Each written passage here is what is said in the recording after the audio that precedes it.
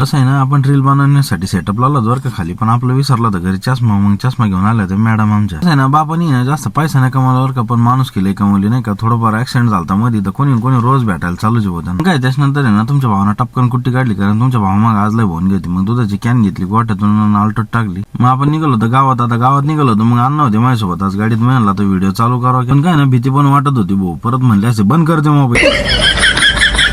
त्याच्यात वाटत भेटलं होतं आपलं पहिलं प्रेम, म्हणजे आपल्या अशोकलीला 9805. गावात नुसतं पाय नाही ठेवलं प्लांटर, तिथं पोरं लगेच म्हणे बोर बंद पडला. मला लगेच कामाला लागलो, थांबा 2 मिनिट. काय विजय बोलली ना, मोटरवर घेतली आणि पाण्यातला एक जेंट खराब होईल होता. मग टेप आणण्यासाठी आपण गेलो होतो संदीप भाऊच्या दुकानात. मग दुकानातून टेप वगैरे घेतला. मग काय जेंट टाकाटाक करून ना मोटर खाली सोडली. मग सगळी टीम बोलली होती मदतीला आपली प्लांटवरली. मग तिथं काय विषय नाही का, काय वेळ लागत असतो कामाला. मग काय झाली मोटर चालू.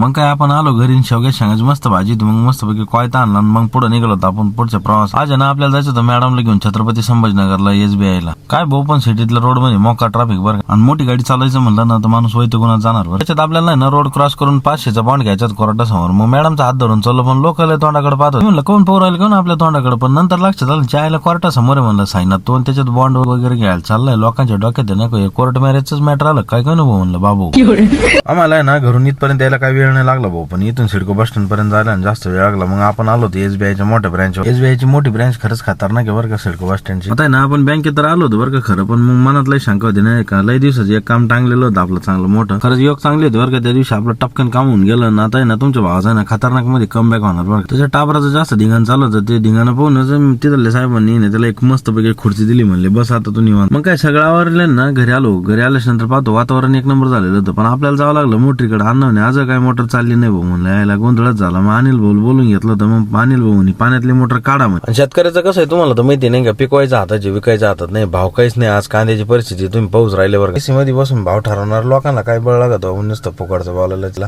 इथं पायात काटा खोडला होता. आता जे गंगथडीचे लोक आहेत त्यांना माहिती आता काटा किती दिवस ताण. मग काय अनिल भाऊना डिक्लेअर करून टाकलं मोटर तळली. म्हणलं मग भरा परत तिथं काय. तर कसं वाटलं आजचा ब्लॉग नक्कीच कमेंट मध्ये कळवा. रामकृष्ण हरी.